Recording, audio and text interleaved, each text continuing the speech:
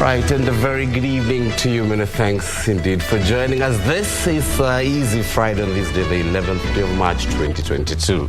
All right, my name is Shiksha, Arora, and once again, welcome to the show where we'll be telling you what's happening in the country and beyond. A very interesting show ahead of you. So tell us where you're watching from. The hashtag is Easy Friday, at Shiksha Arora on Twitter, at John_Kago_M, and at KBC Channel 1. We'll definitely be giving you a shout out. Absolutely. Happy International Women's Day to all the women in your life, Kago. Thank you. Totally appreciate it. I was hoping you'd wish me, but it's fine. Well, happy International Women's Day, belatedly, but it's all right. Now, look at the news that's been shaping up today. 2 years since the first case of the COVID-19 was announced in Kenya, the government is relaxing the measures. You're not required to wear your mask in public, but not out of the woods, because if you are in an indoor gathering, you need your mask. If you're using public transport, you need your mask. We're looking at that, and of course, other stories that have been shaping up tonight. Spotlight a bit later. First things first, let's look at the highlights. The mandatory wearing of face masks in open public spaces is now lifted. Government relaxes COVID-19 prevention protocols. You're not yet out of the woods. Bane of hunger. Malnutrition claims lives of 2 children in Wajir County. Kama kuna mtu yeyote ambaye akunilelewa vizuri, ambaye ameona makosa, mniambie pole sana. You got me wrong. ODM leader responds to summons by hate speech watchdog.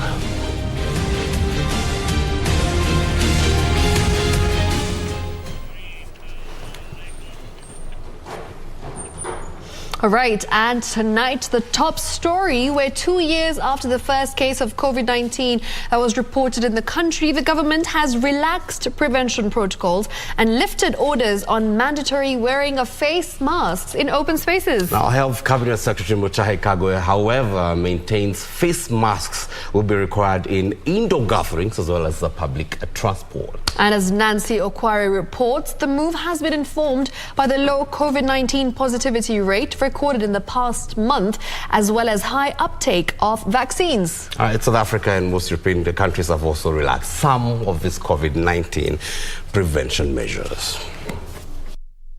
On Friday, Health Cabinet Secretary Mutahi Kagwe announced relaxing of COVID-19 prevention protocols. The mandatory wearing of face masks in open public spaces is now lifted.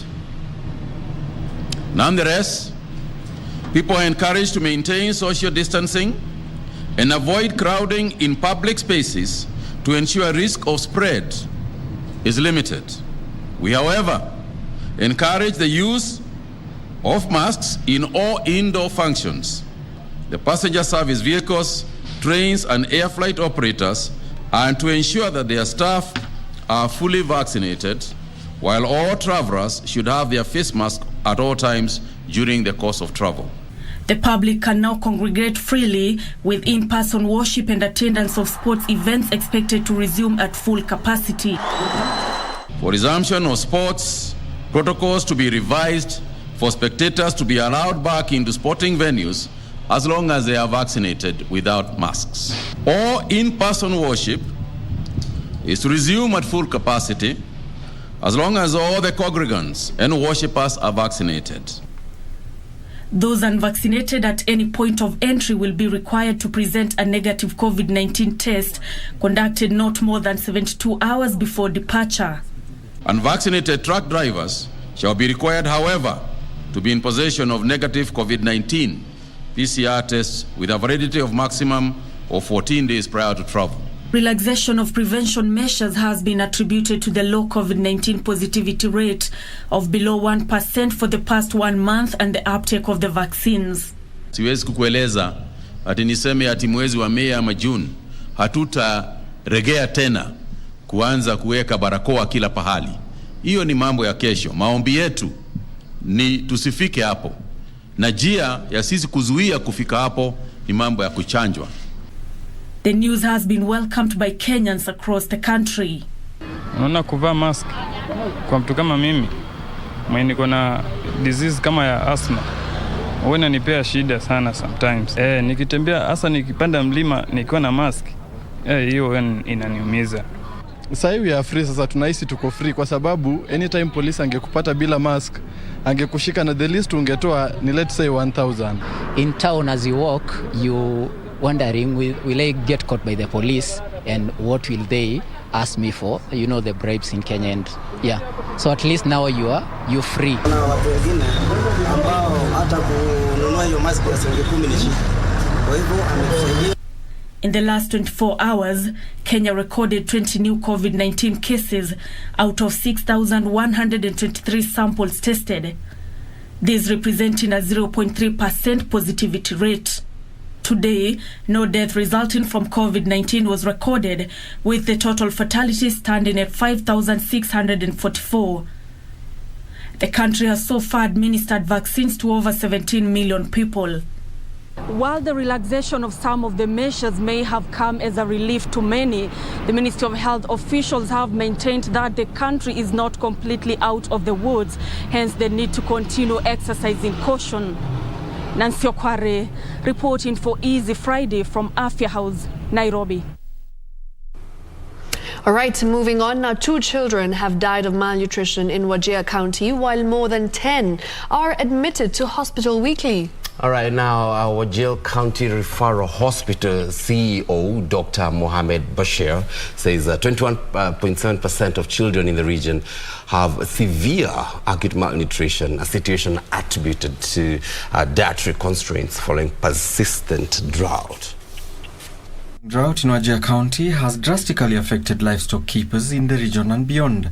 The aftermath is dwindling milk production, whose ripple effect is malnutrition among children. The president has declared a drought emergency much earlier in this year, but where it has reached, I'm appealing to His Excellency to send out special teams to actually upgrade the knowledge and what we know, and also upgrade the operation to support those who are affected. Wajir County Referral Hospital Chief Executive Officer Dr. Mohammed Bashir and Head of Malnutrition Nuria Ibrahim say 11 children suffering from severe acute malnutrition are receiving treatment at the facility. To know that malnutrition tends to makes you weaker to get diseases like pneumonias and diarrheas and all that. So it becomes a vicious cycle. A child becomes sick, they end up becoming malnourished, and when they become malnourished, they become more severe. So we have lost about 2 children from severe acute malnutrition since October last year.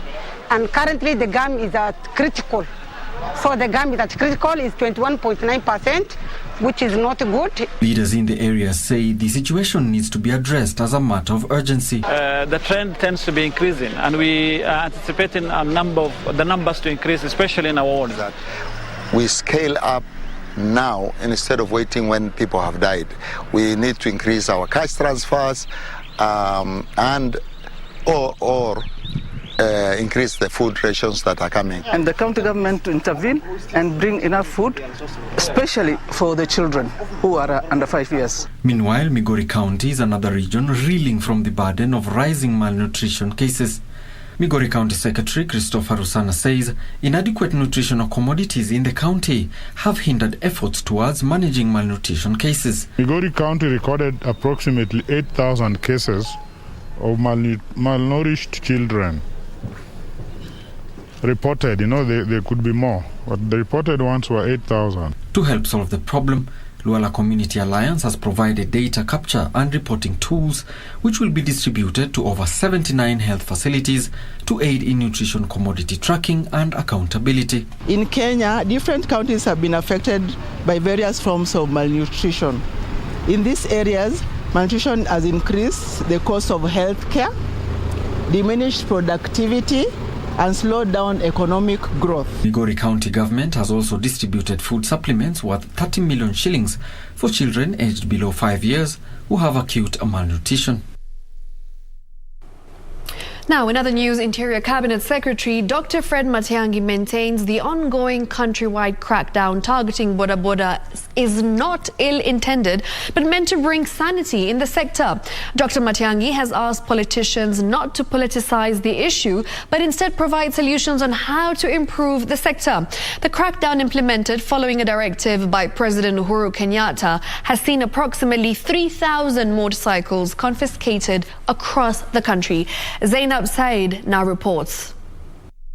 Interior Cabinet Secretary Dr. Fred Matiang'i and his Information, Communication and Technology counterpart Joe Musheru met crime journalists and noted the boda sector has offered a source of income to millions of Kenyans and not all operators are criminals.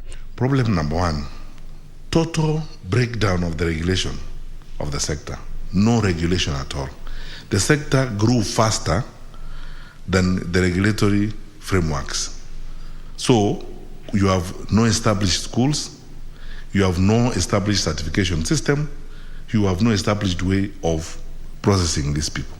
Obviously, we've come together because of some of the challenges we are seeing in the boda sector. But it's not the only sector we are having challenges. I think, is fake news a crime?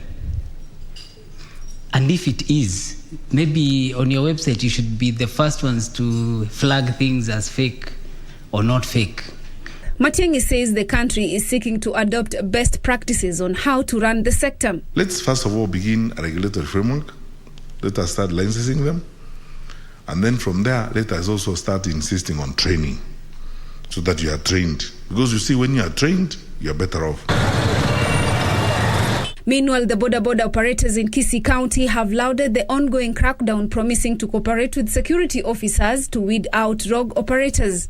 Kwa heshima kuu Mheshimiwa Rais, uweze kutuonea huruma sisi kama wazazi, utuonee huruma, utuongeze masiku ili tuketi chini na viongozi wa serikali, tuketi chini na viongozi wa bodaboda, tuweze kuweka mikakati chinzi ya kufuata hizi sheria na kila mwana bodaboda aweze kuingia kwa sako ili tusije tukashuhudia matendo mabaya kama yale yalitendeka Nairobi. Their sentiments coming as Kisii County Commissioner Alan Masharia issued a warning to non-compliant operators. For the border riders, as they carry us, as they carry our goods, we should also encourage them to abide by the traffic rules. In the proposed reforms, all boda operators have to be members of a SACCO. Currently, there are more than 250,000 registered boda SACCOs in the country. For Prime Edition, I'm Zainab Said.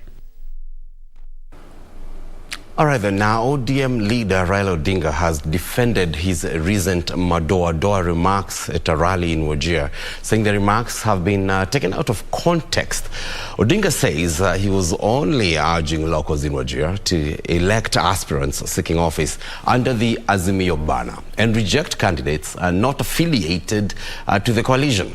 The National Cohesion and Integration Commission, that's the NCIC, has however summoned the ODM leader to formally appear before it and make further clarifications on that particular statement, which is considered hate speech. Wycliffe Okech has more details on this.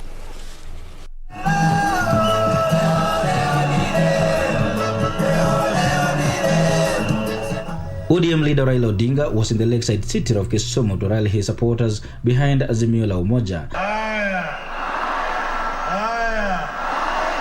But hanging above Odinga's head was summons by the National Cohesion and Integration Commission over a phrase that has previously landed politicians in trouble, madoa.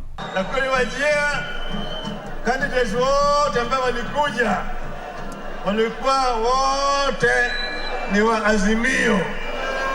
Wakasema ati Wajir ni Azimio zone. Na mimi nikasimama nikatoa pongezi.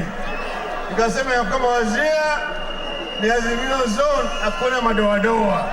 Meru Senator Mithika Linturi had also previously found himself hard-pressed to explain the context of his remarks when he urged the residents of Singishu to reject any madoadoa in their midst. NCIC says the term is distasteful and must be avoided at all costs. Sikumaanisha ya kwamba tutaki kabila ingine kule Wajir. Kwa hivyo kama kuna mtu yeyote ambaye hakunielewa vizuri, ambaye ameona makosa, mimi niambie yeye pole sana.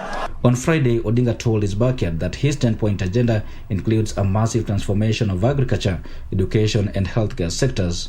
That's the reason why we are supporting Baba to become the 5th president of the Republic of Kenya. Is not for any other reason, but because of his progressive agenda for the Republic of Kenya. Miaka yake yote akiwa mtu wa umri wa makamu, Raila amepigania masharti ya mnyonge. Tafadhali tekeleza, waonyeshe wengine inawezekana. Tumefika hapa kusema ya kwamba wakati wa mabadiliko umefika katika nchi yetu ya Kenya. Na ndio sababu sisi tuko na azimio la umoja. On Saturday, the Azimio la Umoja coalition is expected to endorse Raila Odinga as its presidential flag bearer. Tarehe 9 mwezi wa 8, mimi na Wakikuyu na wale wote wa mlima tutapanga foleni namna hii, tushikane na ninyi, tumchague Raila Amolo Odinga. We are going to deliver 100% from Nyanza. Tarehe 9 mutoke kama siafu. Sisi kama Central tunasema tunatoka kama Zuraku. Sisi kama watu wa baba hapa Nyanza ni kujitokeza mpaka yule mtu wa mwisho, tumpigie baba kura up to the last man. Tunataka gavana awe ni wa Azimio, wabunge wawe ni Azimio, senator wawe ni Azimio, MCA wawe ni Azimio. The campaign said all preparations are complete and the road to August 9 will officially begin with all the important declaration. In what happens to be his last meeting in the region before the official launch of the Azimio la Umoja movement tomorrow, the ODM leader Raila says his 10-point agenda will be able to spur development in the region and by extension in the entire country, even as he called the electorate from the region to come out in their large numbers and vote for him in the August 9 polls. Weekly Footage is a Friday from Kisumu County. And still focusing in politics, Wiper Party leader Kalonzo Musyoka has given the strongest hint yet that he is once again prepared to shelve his presidential ambitions. Now, speaking after formally signing the One Kenya Alliance agreement, Kalonzo has said that he has made sacrifices before and will not hesitate to do so again for the sake of the country. Gladys Mungai with details about the construction of the proverbial three-legged political stool and its relevance in the August 9th political matrix. Take a look.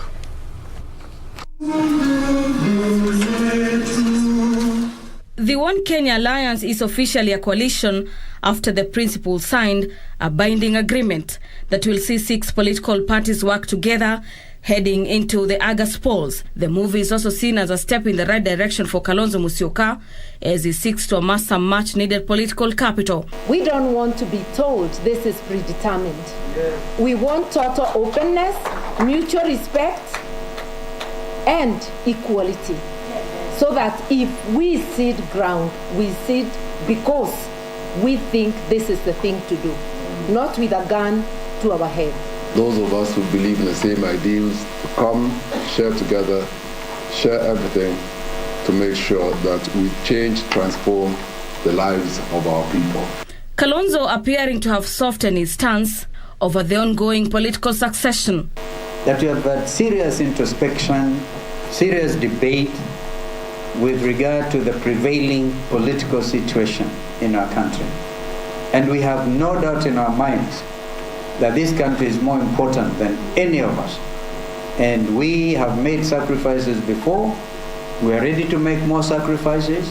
But we also expect the Kenyans will know that no individual is indispensable.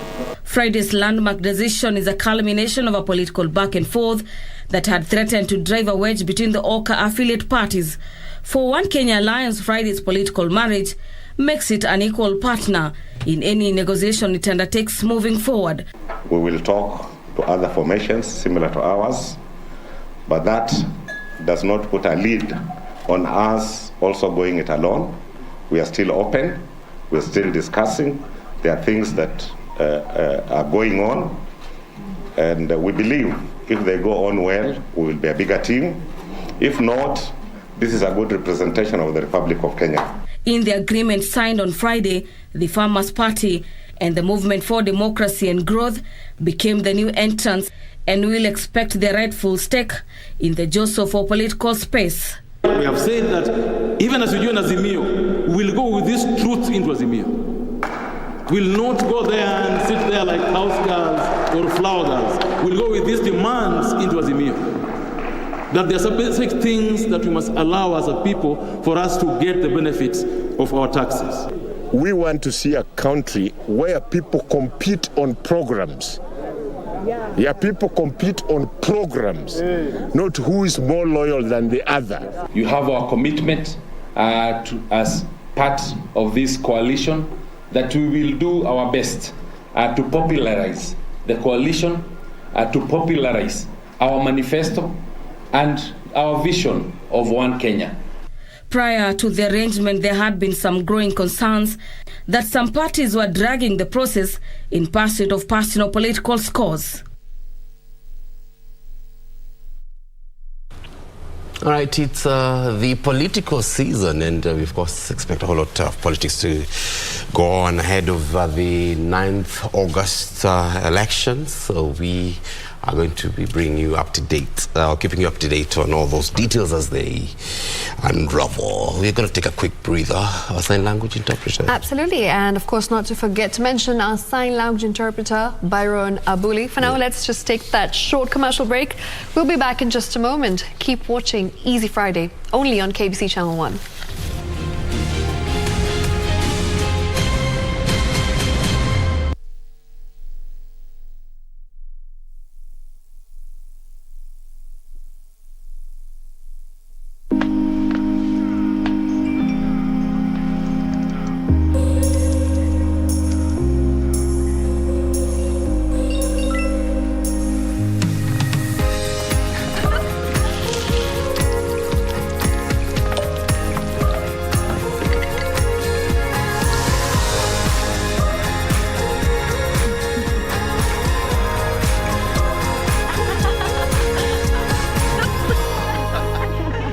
Get Romans chapter 10 as your skiza tune on your phone. Dial star 811 star 962 hash. If you declare with your mouth Jesus is Lord and believe in your heart that God raised him from the dead, you will be saved. Romans chapter 10 verse 9. To get Romans chapter 10, dial star 811 star 962 hash. Star 811 star 962 hash.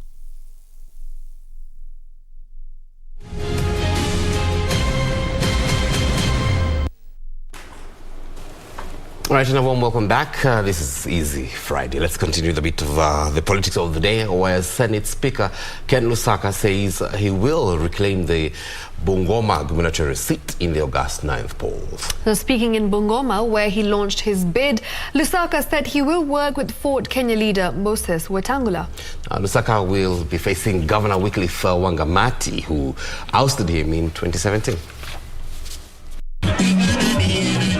The Kenya Kwanza Brigade, led by Ford Kenya party leader Moses Wetangula, was at poster grounds in Bungoma to drum up support for Senate Speaker Ken Lusaka. Nimetembea hapa nikisikia wananchi wa Bungoma wakilia wakilalamika kwamba huyu mwenye niliwaachia kitu na sikumsumbua amejaribu vile ameweza, lakini hata miti yako, wacha niwaulize, hata miti yako ikiwa sawa na ikuwa na nyoka utakaa hapo? Ndio nikasema hivi, wacha nirudi nyumbani. Lusaka officially joined the Ford Kenya party, pledging to work with Wetangula ahead of the August 9 polls. Kwa sababu kuna magari mengi ambayo ningetumia inipeleke mahali nataka kwenda, kwa sababu pia inaelekea huko, lakini nimechukua chama cha Ford Kenya kwa sababu kumbuka kwamba chama hiki kiko na historia na sisi.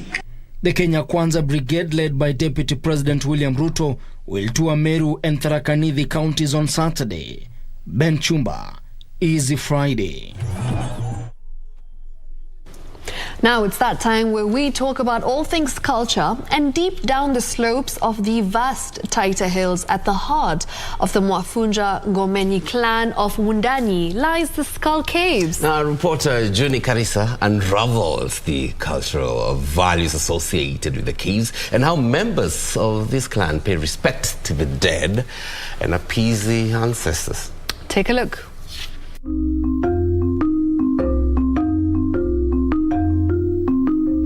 Taita Taveta County, located 140 kilometers from Mombasa town, boasts of a diverse geographical semi-arid field coupled with a rich ecosystem and home to distinctive wildlife across the East African region, a breathtaking sight to behold.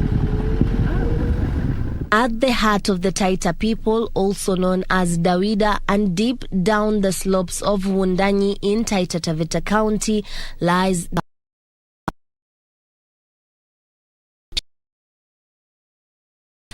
belong to the Mwafunja Ngomenyi clan.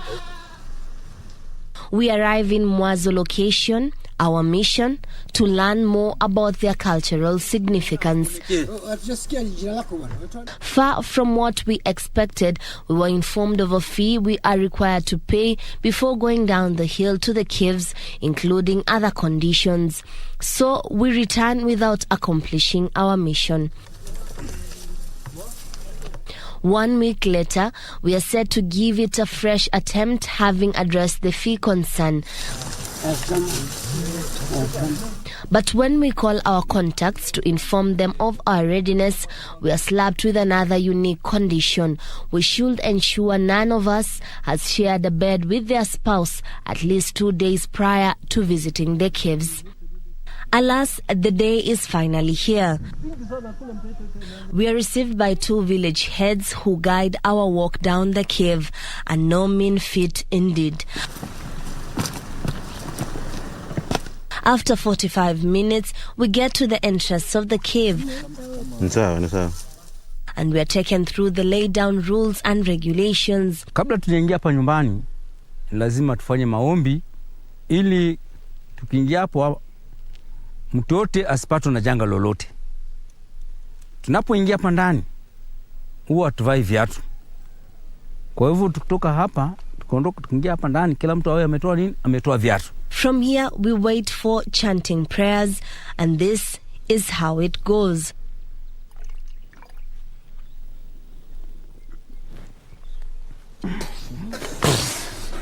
Alomba, Morio, Daran Bai, Vandu Kapma Abkaya na Pinana, Vandu Vende Skirane, Nungu Sebo Nembak Saya, Vagin Vedu Vendi Bacha, Vukawe Vende Pinana, Sena Vende Vue, Benjamin Kimbiri, Vende Biche.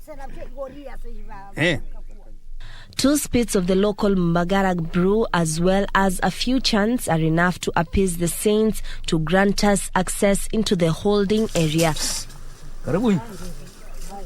Time to proceed to respective entry points depending on gender. Having removed our shoes, we proceeded to offer a God sacrifice, another ritual to appease the saints, but this time the men have to be separated from the women. The goat must be strangled to get the intestines, which the seer uses to encode or interpret the communication from the saints.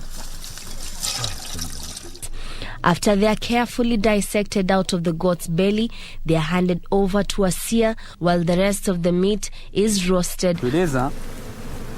Mahali tunaelekea sawa, ama kuna mahali tumekosea, ama tuna mafanikio yote. A quick study by the seer, who plays the role of the messenger between the saints and the locals, reveals the answers we have been waiting for. Katika upande wao, katika hii kizazi yao walikuwa wanatafuta, hapa kumekufa kote hapa. Naona hapa hivi.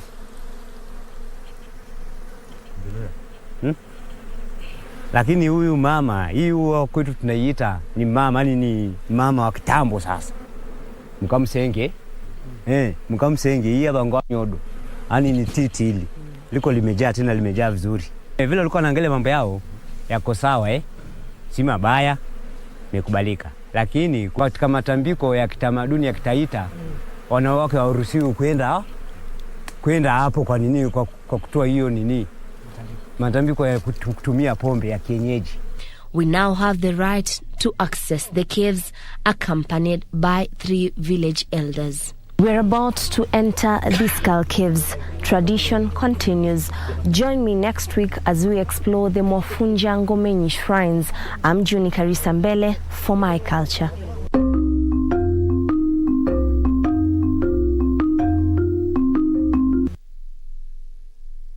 Look forward to the My Culture segment, because there's just so much to learn about the different tribes and, things that you've not heard of ever. Taita was the focus today. I have some friends of mine from Taita. One of them is Emmanuel Mwashumbe, Alex Mwaki. They always say something they always say, Kenya Shambo, something. We'll have to learn more about that. A good one at that. Many thanks indeed for watching. Let's continue the bulletin tonight. Right, now 35 military officers drawn from Kenya, Ghana and Uganda are undertaking a 2-month training at the Humanitarian Peace Support School in Embakasi, Nairobi, to equip them with skills to operate machinery needed during peacekeeping missions. Now, the Triangular Partnership Project is a collaboration between the Kenya and Japanese governments. According to the project's coordinator, Alatsa Major Stephen Charo, the program launched in 2015 has facilitated training and subsequent deployment of hundreds of military officers to complement peacekeeping efforts across Africa and beyond. Operations, because in any peacekeeping setup, the first thing is actually to construct the construction of FOBs, where peacekeepers can stay in a safe environment, and also to open up main supply routes that resupply the troops in the field. We've deployed so many troops into the mission areas, and from the feedback that we are getting from the mission areas, this kind of training really assists. Now, moving on, women and youth have been urged to take loans from financial empowerment funds such as Uwezo Fund to start businesses which boost their economic status. And our Kiharu Member of Parliament, Dede Nyoro, says this is one of the best ways of creating sustainable job opportunities which will result in improved living standards. This and more news in our county roundup by Jelis Aladi. Kiharu Member of Parliament Didi Nyoro says use of kitties such as the Uwezo Fund is one of the best ways of creating sustainable job opportunities which will result in improved living standards. More than 200 residents from Kiharu constituency have benefited from Uwezo funds from the Kiharu NGCDF. Na Uwezo Fund imeweza kusaidia vikundi mingi sana hapa mashinani, na ndio maana pia tunajumuisha Uwezo Fund na pia Women Fund na pia Youth Fund ndio wafanye kazi kwa taratibu. Elsewhere, about 60 to 70,000 Kenyans visit Togoto Eye Clinic annually, where different types of eye infection are detected and treated. Speaking during the launch of Glaucoma Awareness Week, it was revealed that 20 patients were diagnosed with glaucoma symptoms in the Togoto mission alone. Other diseases of the eye can cause glaucoma, such as refractive errors, that is a spectacle, issues to do with spectacles, as well as inflammation of the eyes, trauma to the eyes. So there are many eye diseases that can also cause the pressures to go up. In Kilifi, County Commissioner Kuta Olaka has ordered police officers to arrest all the false prophets operating in the region. Kuta says the false prophets are among those advocating for the killing of elderly residents for allegedly practicing witchcraft. Hatutakubali wazee wauawe kwa kuwasukumia mambo ya uchawi, ati kwa sababu vijana wanataka shamba liuzwe wanunue pikipiki waende kuwa bodaboda. Si ukweli ni huo? Wasikae miongoni mwa hao wananchi ndio wazee wakuja wauawe. Kesho jioni itakuwa na nyinyi, ikifika over the weekend Jumatatu hao waganga wao wanapelekwa kotini. Finally, Transparency International Kenya has launched Uwazi Mashinani to empower communities to demand for equity. Speaking during the launch, Transparency International Kenya Western Regional Manager Elizabeth Duya said the agricultural program provides an opportunity for more impactful change at the grassroots. This project is seeking to enhance citizen participation and county governance process in planning, complaints management, and public finance management. Jelis Aladi for Easy Friday.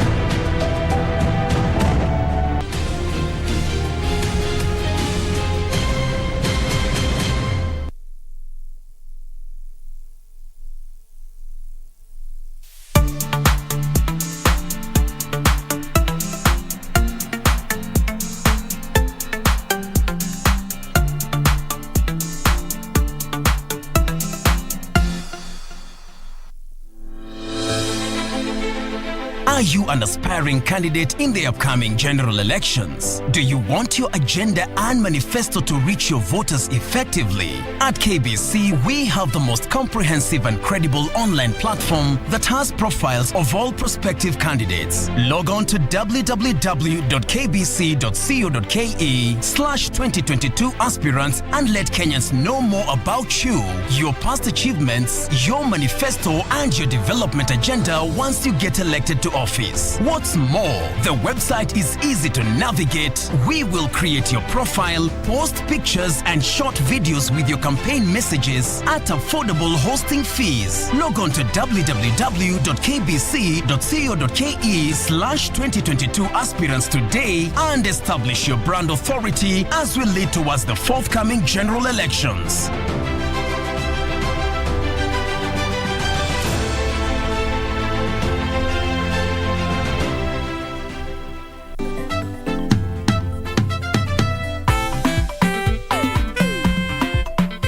What about you? Me, what? What do you think of me? Nothing. Nothing is good. At least you're thinking of me. The only person who speaks proper pure English in this entire institution is me, Theophilus Atito. And where is your proper English gotten you? By the way, Atito, today you look very fresh and refurbished. Rejuvenate. Then if the new teacher is beautiful and eloquent as you say, then she must be giving Lady Antibella sleepless nights. Wait, Kinyajui. Yes. You mean you can, are you serious, Kinyajui? Yes. So you mean he can, Kinyajui, so I can give you a... No.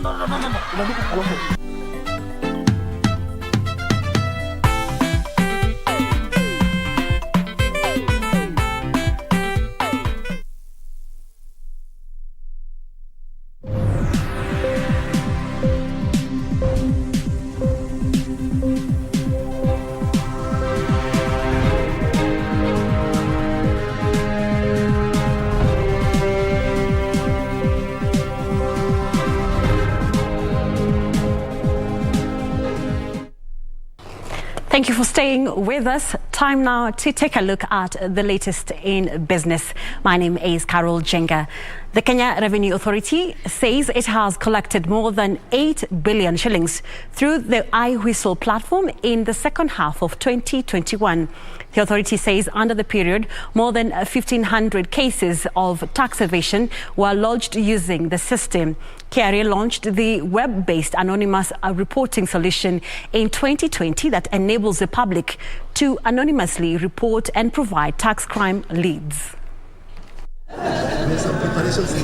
The Kenya Revenue Authority developed the iWhistle solution as part of the agency's drive to close revenue leakages through multiple tax evasion schemes.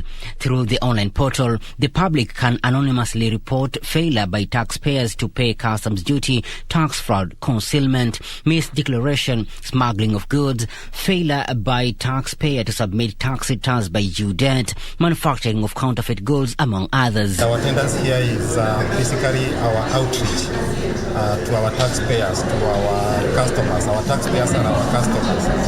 As our outreach strategy to talk about what it is that we do at KRA, how we reach out to the customers, the processes, the platforms, the enablement that we are doing for our customers and our taxpayers.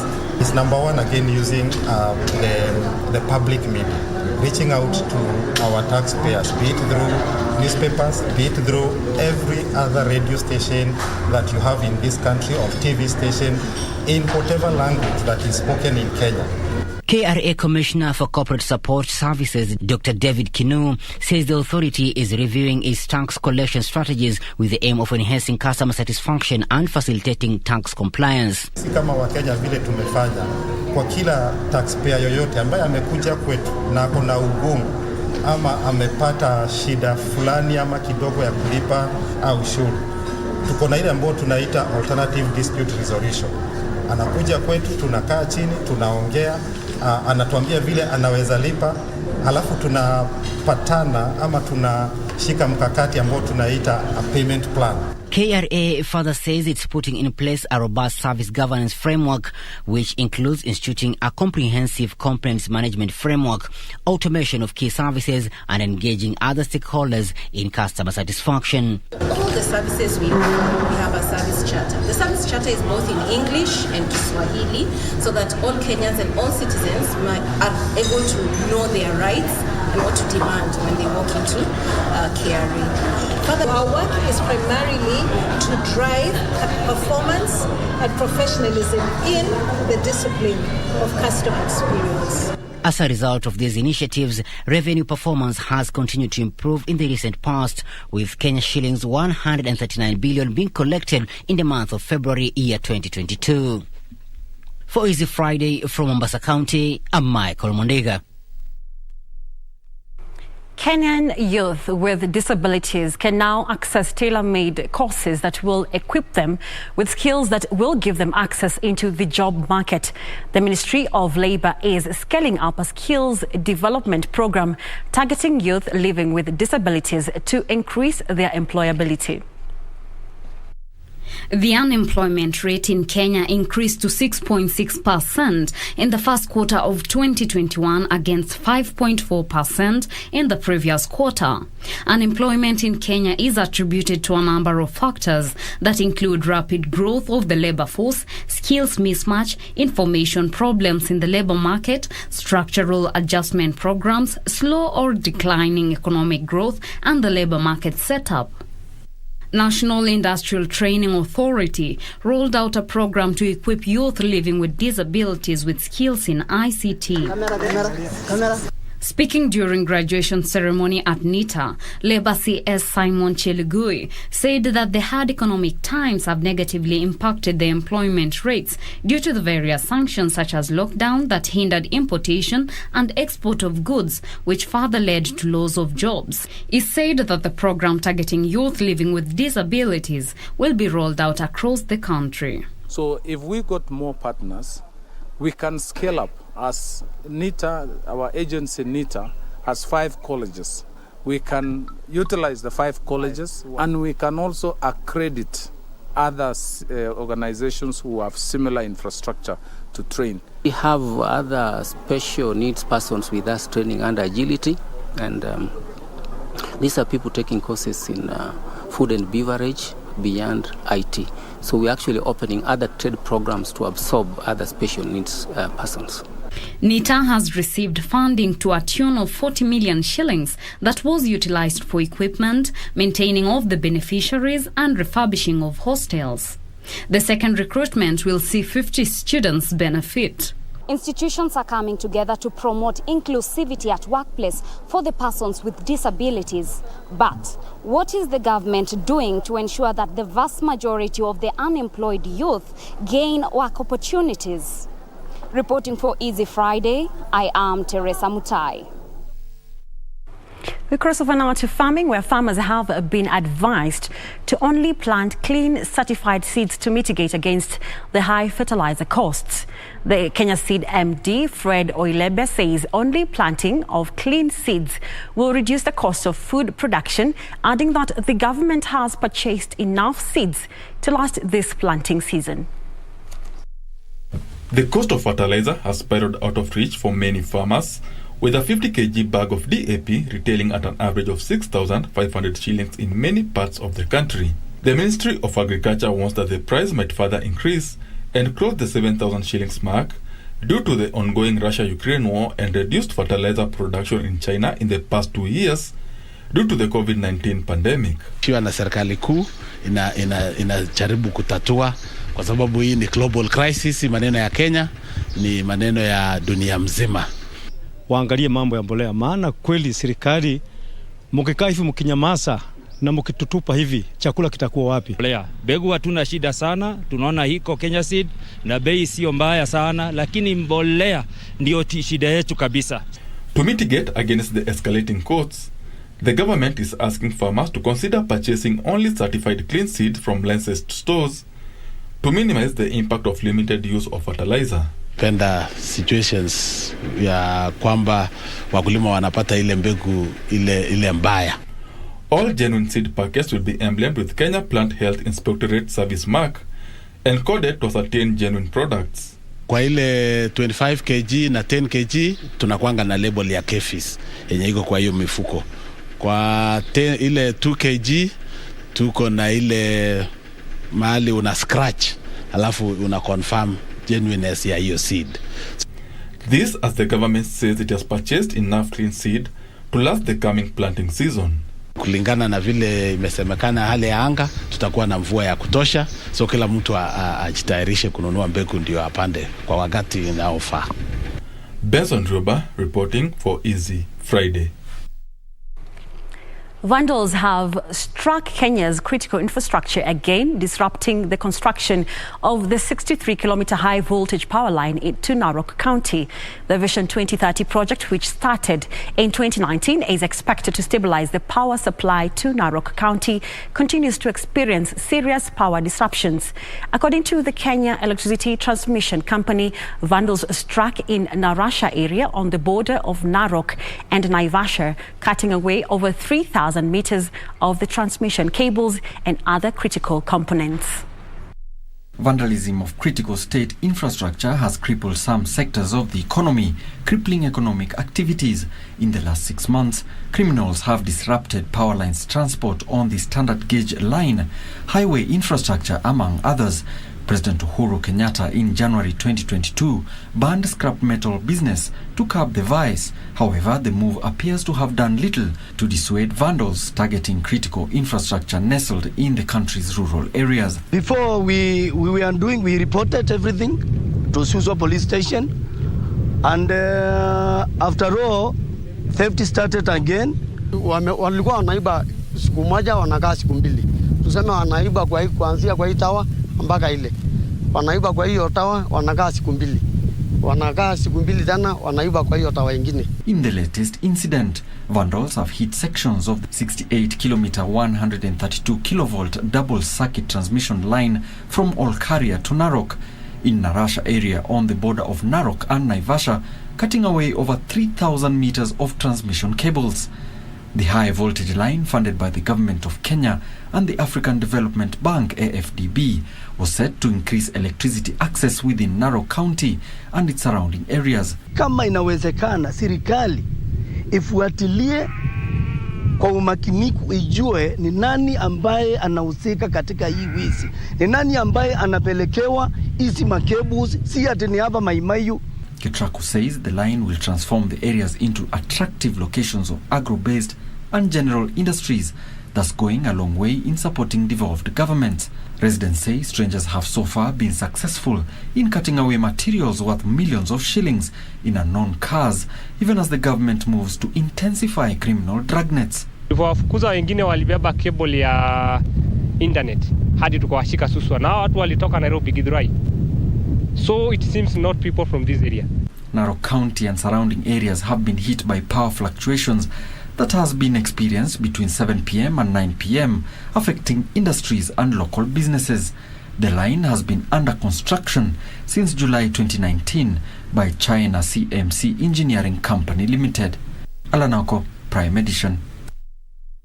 And that story by Alan Aoko brings to a close business news for tonight. Have a great weekend. My name is Carol Jenga. See you next week.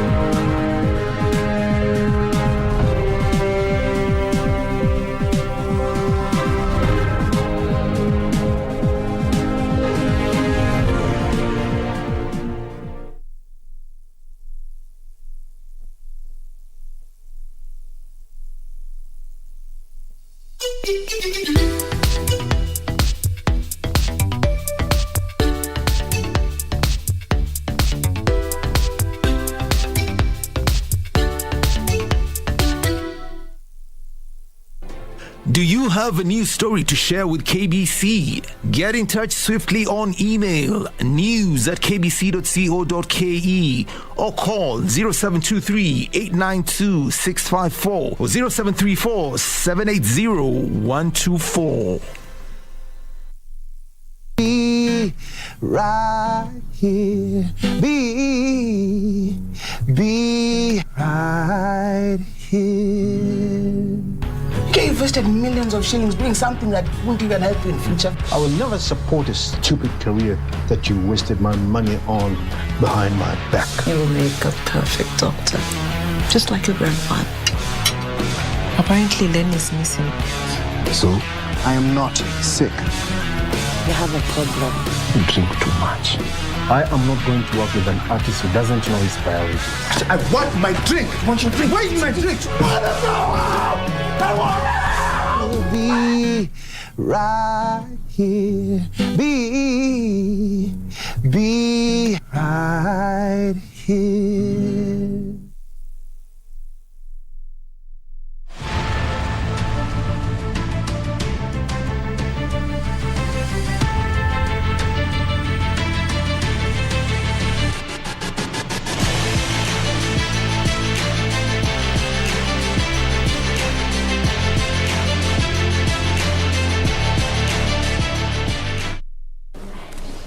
All right, time for us to speak sports tonight. The national deaf handball team has intensified preparations at Nyayo National Stadium ahead of the Deaf Olympic Games to be held in Caxias do Sul, that's in Brazil, in May this year.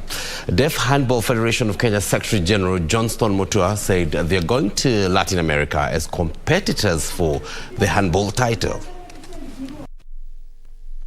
The national deaf handball team has intensified preparations for the Deaf Olympic Games to be held in Brazil in May, with their main aim winning the title. Analyzing the championship, Secretary General Johnston Mutua believes there is more to come from Kenya if only deaf handballers are empowered with more resources. A total of 18 players for each side will be selected by latest April, when the residential camp is expected to conclude. Apart from handball, other ball games in which Kenya has qualified for the quadrennial competition are women football, as well as men and women basketball teams.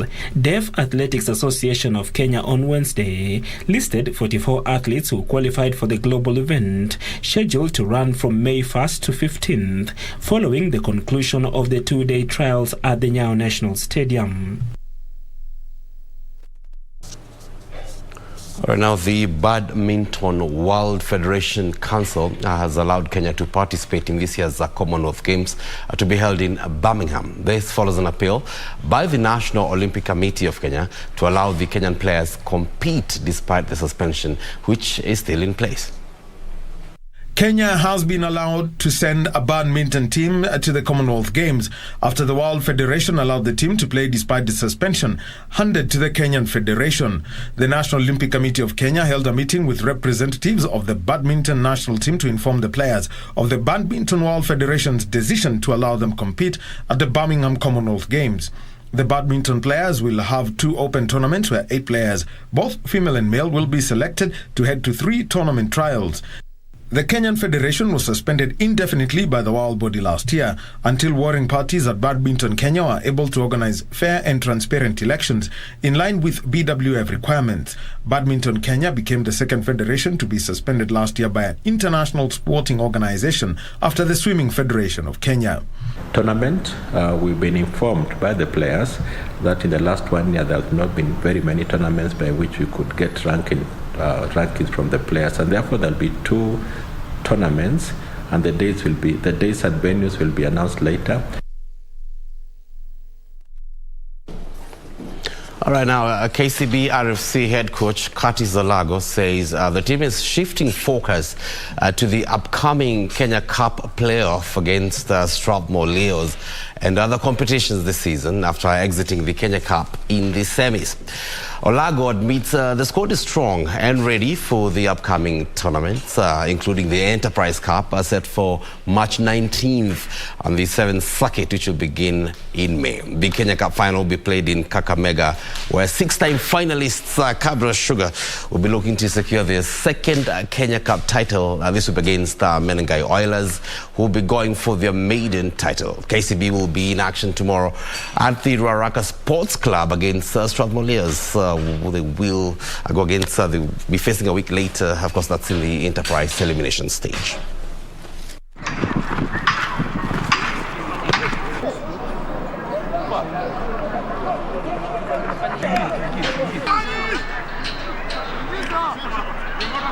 KCB has a game model, first and foremost. The game model is not based on age. It's based on skill set, first and foremost. So that is not our problem. Our problem is executing what we want to execute for the season, and always making sure that we keep improving on our skill set.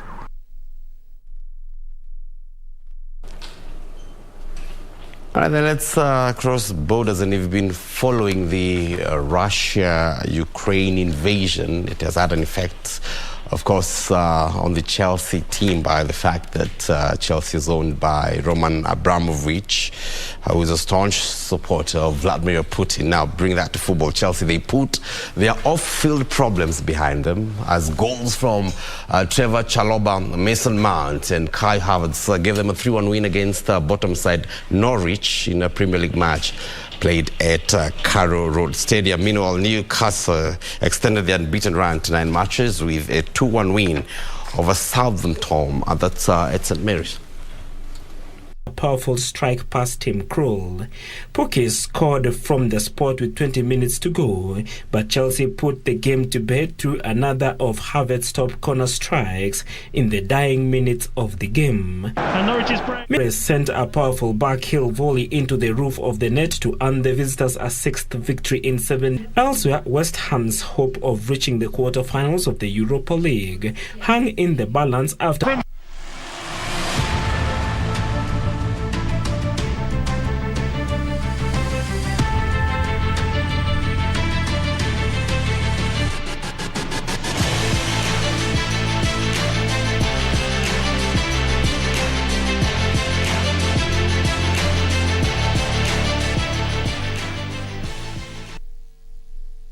All right, now that said, as we come to the end of sports, just to let you know that it's a big weekend in the EPL. Liverpool is in action tomorrow. They have a game in hand.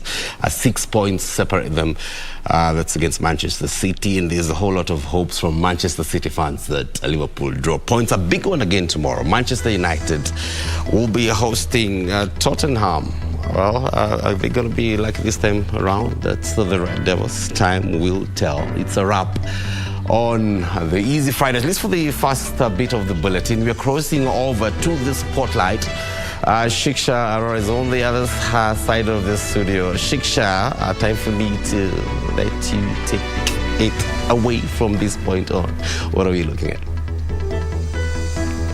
Thank you so much, Kago. So tonight we break the bias. I'll be speaking to two very powerful women. We'll be talking about their journeys, some of the struggles that they've encountered being women, plus their respective industries and the things that they're doing that just make them so powerful. But before we get to that, DJ Koljax on the other side of the studio. Remember, he'll be joining us at 10:30 for Disco Funk. So DJ Koljax, looking forward to hearing those old jams. So tonight I've got, as I said, very powerful women. You don't want to miss out on this. The hashtag is Easy Friday at KBC Channel 1 at Shiksha Arora.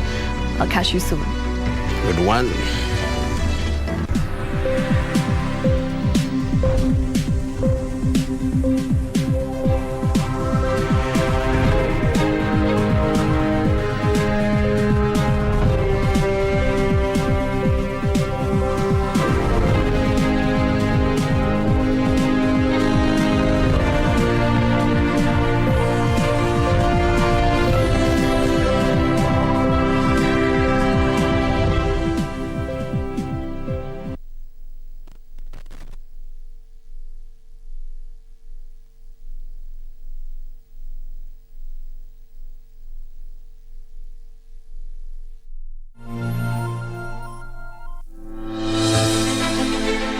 Are you an aspiring candidate in the upcoming general elections? Do you want your agenda and manifesto to reach your voters effectively?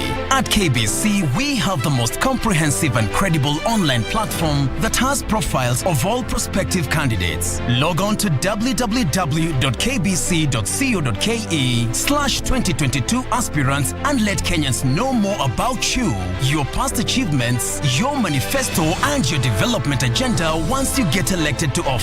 What's more, the website is easy to navigate. We will create your profile, post pictures and short videos with your campaign messages at affordable hosting fees. Log on to www.kbc.co.ke/2022 aspirants today and establish your brand authority as we lead towards the forthcoming general elections.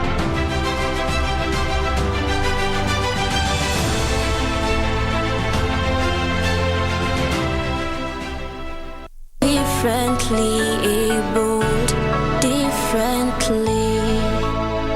We are very privileged to announce that the next cohort of Innovate Now, which is the accelerator program, is officially launched, and we are receiving applications. Many people lose sight, they somehow give up in life, so we take them through an intensive program of guidance and counseling. Me losing sight, it came as a result of the impact I had. So it resulted to something we call a retina detachment. We're differently abled, differently.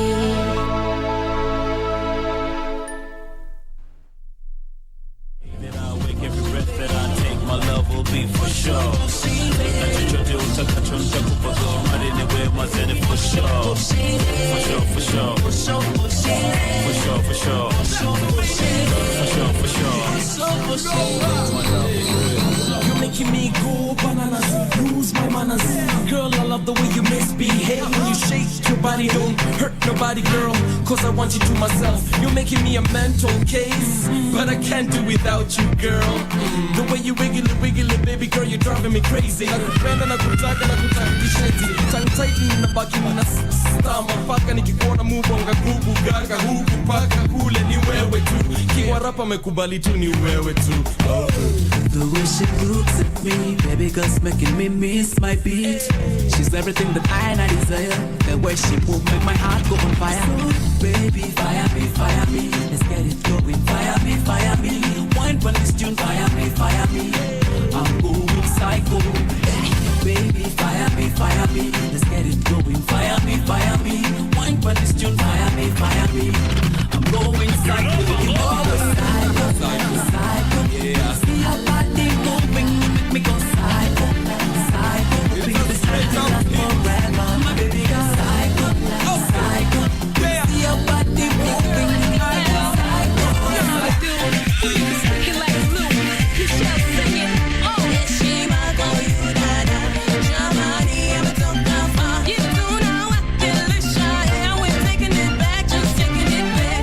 From this beat, we on fire. SDM, Michelle, do know I can look shy. And we're taking it back, just taking it back. Yo, I'm on my way back home. Already packed my bags, can't wait to get home. Clear everything else away. Don't wanna do nothing else but walk my way. I'm going back to Kenya, back to the fine weather, back to grandma. Ain't nothing else I'd rather. Sit on the porch and drink grandma's porridge. Talk to my elder, listen while I speak knowledge. Next morning be on my way to Nairobi. Do another song, big, now they all know me. And magazines can write all kinds of bullshit. Let me tell you this, SDL will always do this. Lift your hands, swing them around like $1,000,000. Make sure everybody here knows what's up. It's been a while now, finally I'm coming home. With the perfect beat, go ahead and shake it off. It's she, my go, you, dada. Jamani, I'm a top. Welcome back to the show, and let's begin with breaking the bias. Remember, this week we've been celebrating powerful women with stories that, need to be told. And for that, I've got two very powerful women in studio. We've got a doctor. Her name is Dr. Claire Kinuthia. She's been breaking the bias for a while by, talking about things that people usually shy away from speaking about, especially on social media. We've also got the very powerful Nzambi, who really has been doing the most when it comes to the environment and how she wants to make a change. She wants to take things in her hands, and she's been doing that for the past 3 years. And she's also been recognized by the UNEP as well as the UN for being a game changer to the environment. So for that, thank you, ladies, for joining us. It has been an absolute pleasure just having you, both of you, on the same seat. I'm happy. Thank you for having us. A woman is happy. Happy International Women's Day to both of you. Yeah, happy to you too. On to you too. Right, so Dr. Claire Kinuthia, let's start with you. Just recently, you were mentioned by TikTok, just for being a very positive, leader. Mm-hmm. Especially as a doctor, there are some things that people shy away from speaking about. They think that we should be having these conversations in private, in a closed room, behind closed doors. But you went out in public and you've been talking about reproductive health issues for women. You've been talking about, sexual matters as well, and things that we don't really hear that often. So how does that make you feel? It's very empowering and really just helps to propagate the narrative that we need to come out of our shells. We really need to, there's a thirst for information. There are things that have been decidedly called taboo for, all our lives. If you think about back in the day on television, on any platform, even online, you would talk about sexual health issues and everybody goes, oh, that one has no manners, that one has no shame. It's something we need to talk about more. And so when I went on social media, I found that big gap, and mostly because people ask questions. People reach out to me and they'll ask questions, and I'm like, okay, there's some very basic things we should be talking about. And it's just a matter of deciding to be the first one who is open about it. Then, of course, you also receive all the backlash. Yes, of course. But it's actually been less than what I expected, because a lot of parents have reached out and said, thank you for talking about this, because now I have a tool to talk to my child about. If I want to talk about sexual health issues, if I want to talk about reproductive health issues, we can watch your videos together and then we start the conversation. So I think that's a beautiful thing. Amazing. And Zambi, you are one of the first women, I believe, in Kenya, of course, after Professor Wangari Maathai, who are really making that change in the environment. And you've really gone the extra mile. In 2020, you were named the game changer. Of course, it was a title that was given to you by the UNEP for the project, which basically included changing and transforming and recycling plastic into concrete bricks. how does that make you feel? You're the first of your generation who is really making that change in society. First of all, I'm honored. It was a huge moral boost, just because we've been doing this for now, this is the 6th year. Wow. But we took about 3 years in research and development. Yes. And so it was a really big boost. In addition to that, it was also, it opened us a lot to different markets, both local and international. And also it helped us and catalyzed us to the next level. So what we do right now, in Jijenge, we recycle plastic waste into pavers, in Kenya popularly known as cabros. But right now we're in the research and development phase to make an actual building block, because our goal is to be able to impact, and not just impact, but disrupt the affordable housing space. Because there's a demand of about 2 million units, and every single year, this number increases with 200,000. Absolutely. And so we need to do something, and reducing the cost is our first step. Lovely, love to hear it. Claire, what are some of the questions that you get when it comes to reproductive health, and you know, some of the challenges that you've encountered along the way? You said backlash has been one of the things that you are expecting, because you're the first of your kind to make that step to impacting the society in a very positive way. What are some of the challenges that you've encountered? The biggest challenge, of course, is it's medical conversations. So a lot of people are on social media because it's supposed to be entertaining. We're looking for what's happening, what's hot, what's trending, what's viral. Exactly, it's everything about that. So the biggest challenge was actually building an audience, just because you start to talk something medical and everyone goes, okay, I'm not in class, I'm not interested. But then more and more people were reaching out, especially so in private, in the DMs, and wanting to find out, when you talk about this issue, I've had this kind of an issue, so can you address that as well? So I started to see, okay, there is a gap. Let me refine and change the way I present the topics. And that's why TikTok has done so well, because they're much shorter videos. It's trendy because you keep up with the trends, and it's pushed me out of my own box, because again, doctors tend to be very conservative, and so just getting out of my own headspace and not being so stiff anymore, and actually playing along with the different kind of songs and the different kind of trends that are happening has helped overcome a lot of that in terms of being a challenge. And you know, this year's theme for International Women's Day is actually breaking the bias. And the reason why I thought both of you were perfect for this conversation is because you're both breaking the bias in your respective fields. Dr. Claire, when you say that doctors are usually supposed to be very conservative and very traditional and stiff and rigid, when I see you, I don't see any of that, which is amazing, because it just goes on to show that you're here to make that change and to be the first of many. True. Right? In the West, we see very many doctors talking about these topics that are taboo right here in Kenya. So when you started, is this something that initiated this change in you to go out there and try and have these hard conversations? Yes, because we have a huge gap between the knowledge pool within the doctors and the medical personnel and our patients. And generally, it's because we refuse to talk to people at their level, like to help you understand the issues. Everyone wants to talk medical jargon. You come into clinic and I'm talking at you instead of to you, and having that conversation. And a lot of times it's more an issue where somebody comes in and they're feeling shy because they feel shame around the topic. And I work in reproductive and sexual health, being an obstetrician and gynae, so it becomes difficult to help you get better if you're not being honest about what you've come in with or what your concerns actually are. So I started to see that gap and say, you know what, it's scary to be the first. It's scary because on the one hand, my colleagues will take me less seriously. Yes.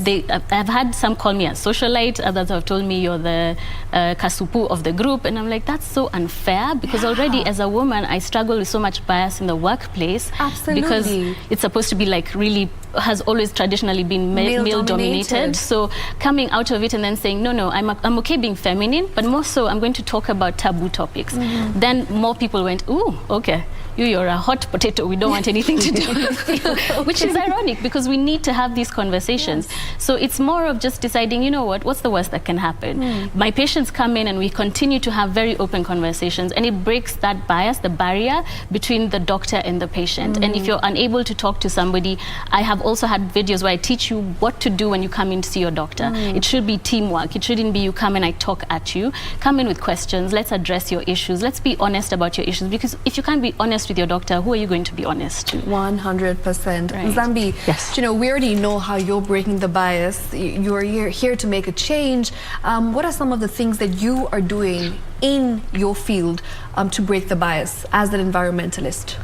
I think the first one is to actually put value to waste. Okay. That's because waste, and especially plastic waste, has for the longest time been disregarded, especially because after you use your single-use plastics, you don't see value of it anymore. Yes. And so the idea is, how do we extract the value through establishing a really good ecosystem to the point where you actually are necessitated to recycle the plastic? Because what we've realized in Kenya, unfortunately, most of the population live below the poverty line. And it is with this, then, when someone doesn't have basic food, shelter and clothing, honestly speaking, environmental matters will be the last thing they will ever think of. On the priority list. Exactly. And so how we're making it is, how do we make economics, waste plastic make economic sense? Because we've realized once you instigate that element, then you start making sense. And so for that, what we're doing is trying to really extract as much value and giving it another life cycle, hence making economic sense.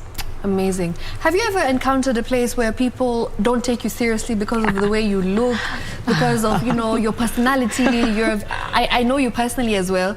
You're a very fun, friendly person. So when you start talking serious matters, they look at you and they're like, what is she saying? Do you know? Yes and no. Okay. Yes. Unfortunately, in my case, I work with very, like, in the engineering space, it's and especially in construction, is almost 90% male dominated. And by the virtue of, when you wear that overall, it kind of like puts it on like a default setting, and so you kind of don't have that much bias. The bias only comes when you remove that overall. I like that. So I kind of hide on that. On the other flip side of things is, yes, because it's one side to have this bubbly personality, but it's another thing to actually tackle a problem that it's not just us, but a generational problem. 100%. Because I can promise you, I am not looking forward to solve this plastic problem in this generation. I am sure. This is a battle that my children's children, maybe even to the 7th generation, will be the ones to see it through. Yes. But I have to take the first step. Amazing. And so caring for what people say is actually the last thing that should be considered. Oh, I love that. I absolutely love that. Claire, you know, you as well, I'm sure, like, when you, as you mentioned, there's sometimes when people look at you and they don't expect you to say the things that you're going to say. They don't take you seriously just because of the way you look. So how have you countered that problem? I'm one of those people who will take the bull by the horns. A lot of my patients will come in the first time and they go, when do you doctor? When you're the nurse, or, you know, you don't taking my vitals. I came here to see a serious person. I came here to see a serious doctor. So it's more of, I actually come back to you with, how about a better approach I would suggest is ask about my qualifications. Am I qualified to be looking after you today? What certification do I have? What training do I have? That's a more objective conversation instead of looking at my size. I really can't decide my size. I work out a lot. I'm very small generally speaking. I practice what I preach, right? Yes. I want to be as fit and healthy as possible. Exactly. So I'm not going to then become overweight and upset with myself just to make me look more appealing as the doctor, the traditional doctor that you had in your mind. So it's more of just challenging people and not shying away from difficult topics, because again, that's why we are here in the first place, because we have biases, because we're always shying away. Somebody says something to you as a woman and you feel, okay, I have to push back. I can't talk about myself. I can't, oh, okay, you've checked me about this, then what's the comeback? Or if you talk back, then you're aggressive, you're assertive, you're a bully, or all these things that we always told. So it's about challenging and changing the narrative one person at a time. And I think it will take us a long way. Yeah, as Nzambi has mentioned as well, you know, the fact that you've already accepted that this change is not going to happen in this generation, but it will happen in the generations to come. And I feel like the way to handle this is just to basically take matters in your own hands, as both of you have done, and try and make a change. But it's sometimes unfair that you have to prove your qualifications, you know, because no one will naturally enter into a doctor room with an old guy, fat belly and everything, and ask, hey, so what are you qualified? But so why does she have to answer these questions? Yeah, it's unfortunate, but this is the world we live in. It is, and which is why I feel like, you know, just having Women's Day is I feel the right way to go about it, because as much as women should be celebrated every single day, I feel like having one particular day is a good way to make that change, because now we're having these conversations. Yes. We're creating a space where women can actively just talk about the issues that we've encountered in the workspace, at home, you know, in our day-to-day lives, and get heard. Because most of the times, as women, when you say something, people don't take you seriously, or they don't really want to listen to you. Exactly. Right? Yeah. So Nzambi, when you went to the UN and, you know, you were part of these big names out there, did you feel any sort of nervousness, and, you know, you were feeling a bit scared because of how big the stakes were at that moment? Yes, because this is a whole new spectrum. This is a whole new realm. And I was fortunate enough to meet people who have been able to achieve a lot over the course of the years. And having to be in a position where the person I really look up to, the late Wangari Maathai, has been, it's honestly for me an honor. Yes. And my hope and prayer is, if nothing else, I do my fair part just as she did. And when my time on this earth is up, I pass the baton to the next generation. And so being in this position was both an honor and also a sense of responsibility, because then I'm put this mantle of, okay, now what do you do from there now? Yes. So, What next? Yes, exactly. So it was like a dual feeling. Yeah. One way I'm like, yes. The other I'm like, am I sure I can do it? But one step at a time, you know. One step at a time. One step at a time. Yes. Absolutely. Dr. Claire, you know, when you speak to these young girls, when you speak to the girl child, when you have such open conversations with them, do you think that we need to be really in a space where we're having these conversations from a very young age? You know, we cultivate this attitude where you start speaking to your child at the age of 7, 8, 9, just so that there's a culture of them understanding what exactly it is to be, you know, sexually active, to have your reproductive health as one of your priorities in life as a woman, your menstrual health as well. So do you think this is something that you would like to, you know, start encouraging maybe the government to be doing? So I'd even bring it down just to the home level before, because we always say government, but who is government? It's us. It's each and every one of us Parents, in society. for instance. So I would start with the homestead. As a parent, would you prefer your child learns these things from you, or from the dodgy neighbor, or from their peers who know nothing in school, or from a teacher who you're relying on but you're not checking the facts that they're giving your children? So I think start at home, have the conversations, be very age appropriate. You don't have to bombard a child with things they won't understand. All the information. Yeah, you don't have to. You just can build it up, and the earlier we start, the better. We are encouraging checkups from as early as 8 now. We have our girls developing much faster, and people who are having their menses very early on. And if you haven't talked, can you think about the first time you got your period? If you hadn't had a conversation about it, it was quite shocking. So if you don't have those conversations, that's where the shame comes from, if you ask me. In my opinion, if nobody told me about my period and the fact that it was going to start, and then I started bleeding, and it happened in school with no warning, it's a shameful process. And so from then on, for me, my period will always be a trigger. A fearful experience. Exactly. So if you're not having these conversations, then that's where we keep burying things under the sand, and then we have such issues in this country like teenage pregnancies, we have cases of molestation, we have the girl child going through so many struggles to do with something as natural as your period. We don't have sanitary wear, we don't have facilities for you to change safely, facilities for you to be able to make sure that your hygiene is good. These are things we can address from grassroots upwards, and that chain effect will actually result in positive benefits. Yeah. Amazing. Nzambi, when we talk about, you know, being the game changer when it comes to environment, right? You said that you really want to impact this particular generation and have a culture where people are thinking about the value that, you know, when you're, for example, when you're consuming plastic, for instance, straws, for instance, what next, right? What happens after you're done? So what would you like to tell the younger generation of today when they're just basically having their soda, for instance, or they're drinking juice with a straw? What would you tell the younger generation of today when consuming plastic? So, well, the third law of Newton motion says for every action there's an equal and opposite reaction. Yeah. And in life we have the karma law, what goes around comes around. And so with that said and done, for every action we have to bear the consequences. It's only visible that we have seen what the generations that have gone ahead of us have, because right now scientists are projecting by maybe 2050, if we continue at this rate and not do anything, we'll have more plastic in the ocean than fish. Yes. So with that said and done, what do we do? If nothing else, for the bare minimum, let our generation in the future be able to see fish. Just to see fish. And because of that, we have to remove that one straw. We have to figure out, okay, what do we take it from there? And then also just everyone in general to just have that consciousness, because I believe it starts with the mindset. Yes. And then the next thing is the will. It's one thing to have the mindset, it's another thing to have the will to actually take this plastic and, for example, in your house, you don't have to be fancy. You can just take a gunny bag, gunia, and just sort recyclable and non-recyclable. Recyclable is anything that is metal, aluminum, plastic, wood, anything that can be used again, just put it in a gunny bag. And anything that is food, organic, and cannot be used, like your menses pads and everything, just put them in one bag. And when you go to the trash bin, just put it into separate bags. Just that, because you know, the garbage collecting team, what they do is they do what we call rapid sorting within the truck.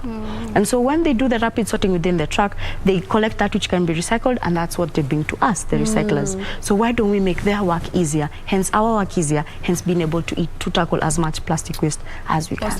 Amazing. You know, so when I lived in London, what you've mentioned is something that has really brought back memories to me, because they do have that system in place where they have the recyclable material, waste material, and the non-recyclable waste material. So as it is, you're already doing the work for, you know, people out there who will use this recyclable material to actually put use of something else. And I feel like that's just something, that's a great place to start. So thank you for that tip.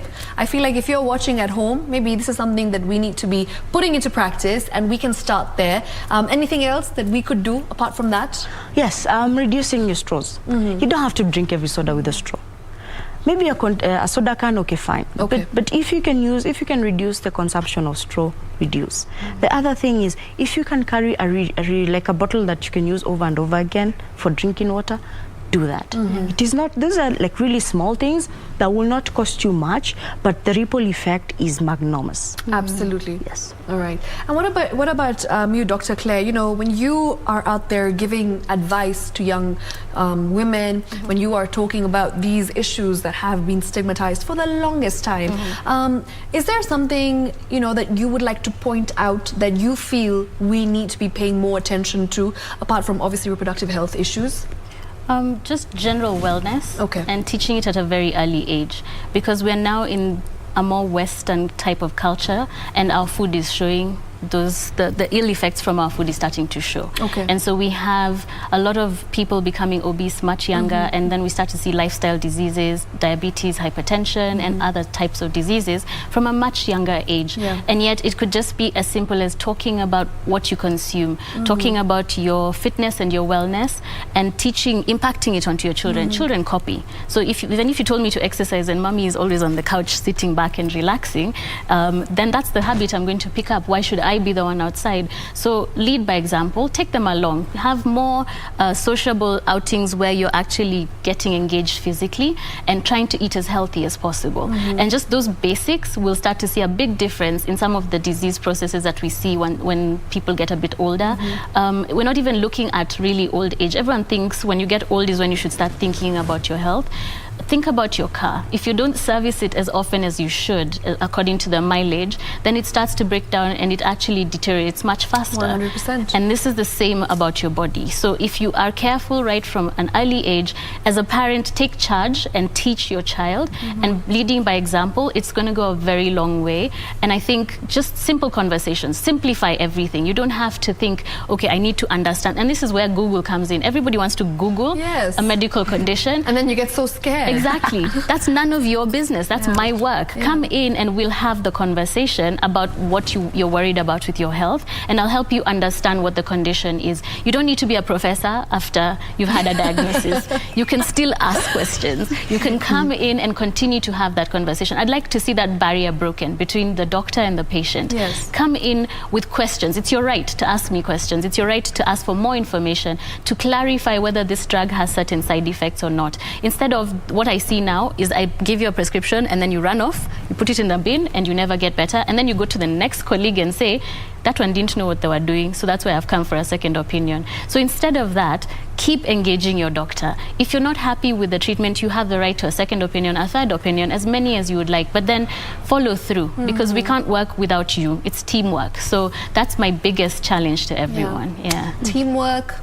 makes the dream work. Yes. That's it.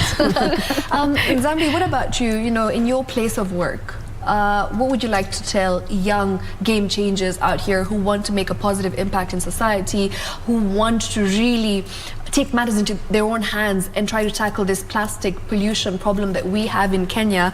What would you like to tell them? Any advice that you have for them? Just start. Because a journey of 1,000 miles begin with one step. When we started 5 years ago, plus minus 6 years ago, we started with collecting plastic just from our estate and sorting it. Then we realized we're collecting more plastic than we're processing. Then we asked the question, what more do we do with this plastic? 3 years down the line, we figure out how to convert plastic waste into building products. And as you see, it created like a snowball effect. You start one step and then you build another, because you're continuously getting this knowledge, you're continuously getting these connections and these networks, tapping into these hubs where people know things. Yes. And then the other thing is actually just find people of like mind. I'd like to take this opportunity to shout out my team, Jijenge team. They are the baddest in the business, because in total we've been able to provide job opportunities for about 113 individuals, both men, women, and youth. And the idea is to increase this number as we increase and streamline the value stream. So just start, find the right team, and when things go tough, always tap into your why, tap into your core. Why did you begin this in the first place? Because you can lie to everyone, but you cannot lie to yourself, because that's what will fuel you. Amazing. What a great way to end the show. Thank you so much, ladies. Honestly, I've learned so much from the two of you, and really just thank you for being such powerful forces, and you know, women who I feel are inspiring generations to come. So continue doing the great work that you're doing, and yes, all the very best in future. Let's make a difference. Let's break the bias. Let's break the bias. Thank you for watching. This has been Easy Friday. We'll do this again next week, same time, same place. Once again, happy International Women's Day to you. If you're watching at home, lots of love to you. As I said, we continue to break the bias, not just this month, but every month to come. Good night, take care. But yet, don't go too far. DJ Coljax, are you ready to break the bias? All right, disco funk it is. DJ Coljax in the game.